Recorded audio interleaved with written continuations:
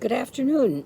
It has now been 2 months. It's day 61 since I was diagnosed with for stage 3B lung cancer. And this journey is definitely getting more interesting by the day. I've The last time I posted was on Friday, and at that point, I really, was having very minor effects, et cetera, et cetera. But they've kind of increased a little bit, and so it's kind of interesting. So I'll tell you what's cooking. So Friday night, I woke up in the middle of the night experiencing what felt like heartburn in the middle of my chest. And one of the things that I was told the radiation can cause because of where the radiation is being done to me is that it may affect my esophagus. And I think that was the beginning. It didn't last very long, and it went away, and I didn't pay too much attention to it, except it came back again on Saturday, and I did call it in just because it was important to do that. And so I talked to the on-duty oncologist, et cetera, et cetera. And so I was told to go ahead and get some medication, over-the-counter medication for the heartburn effect, and to take that. And I did, and it went away. So I wasn't too worried about it, but when I went in on Monday and I was talking to my medical oncologist about what side effects I was starting to have, he ordered the magic mouthwash, is what it's called. And it's designed specifically for this, and they want you to start using it when needed.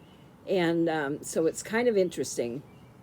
It was mixed up for me, and it has a local, like, lidocaine or something like that in it. That's like a local anesthetic kind of thing, among other things. And it's mixed specifically for this. And so this is what I have to do now. Twice a day, I take the over-the-counter meds, which really makes a difference. And if needed during the day, or like especially before I eat, if I'm having trouble swallowing or hurting when it swallows, then I take this about 10 minutes before I eat. So far, I haven't had to do that, but it's there just in case. And I'm ready. It's amazing what they can do for us to really alleviate the side effects.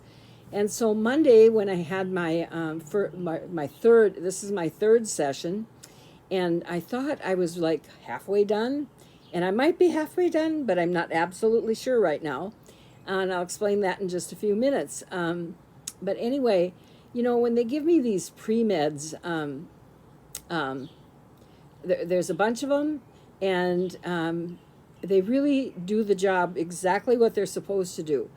And I just think that's an amazing thing that they can keep you so alive and aware and awake, and not be put under by all of this. So anyway, so when I come home from that 5-hour session, sometimes I'm tired, sometimes I'm not usually. And then of course the steroids kick in, and I feel just fine. I mean, you feel great. I feel like I'm high because I feel so good. And so that lasts through Monday and into Tuesday. Today is Tuesday. So today I decided that, okay, now I am feeling at my best here. So let's go out and really do something, because I was finding towards the end of last week that, if I was out for maybe an hour, I'd had enough.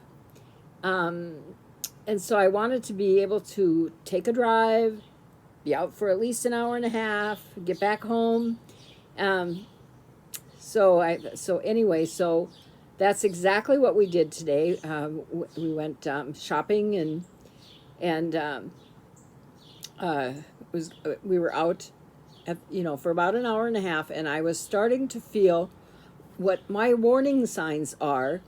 Is my eyes get a little wonky, and I'm not exactly sure how to explain that, but it's sort of like if you've ever fainted. Before you faint, you kind of get spots in front of your eyes or whatever. It's not quite like that. It's a little different than that. And it's not like I was feeling like I was faint or anything, but I knew I needed to get home. I needed to drink my water because that's my biggest downfall. When I was out, I had liquid in the car, and I should have taken it into the store with me and been drinking it the whole time I was in the store. Would have made a big difference. And the other thing I know is that because you're eating small meals throughout the day, I need to have my protein with me at all times so that I can munch on that to keep my energy levels up. You know, not that the steroids weren't doing a good job. They were, believe me. So anyway, that's what I'm learning, to really listen to my body. And I would just wanted to say something about my yoga, which I have not been doing. And I'm so sorry to say that because it's so integral to this whole process, actually. But I'm discovering that the days that I should be doing that is either Monday afternoon or Tuesday, or maybe a little bit on both days, because those are the days that I feel the best, the most active. Like this morning, I was up at 5:30. I went for my walk. We went to radiation and back home again, and then we went out for an hour and a half. And then that's not including the drive, which was a good 20 minutes to and from. And I thought, wow, I did really well today. So that's where I'm at. And here's the scoop. Listen to my body. Listen, as everyone should. But do we? And I find that I'm scanning my body constantly. What's going on? What am I feeling? I'm very aware of that stuff. So the fact that I need to rest, I need to exercise, I need to walk, and I need to drink my 8 glasses of water a day. All of that really helps to keep things like neuropathy from your hands and feet especially taken care of, and moving those meds around inside your body at all times, and flushing them out of your system. It all works together. So anyway, that is what is happening to me, and it's been a very interesting journey, very different than what I thought.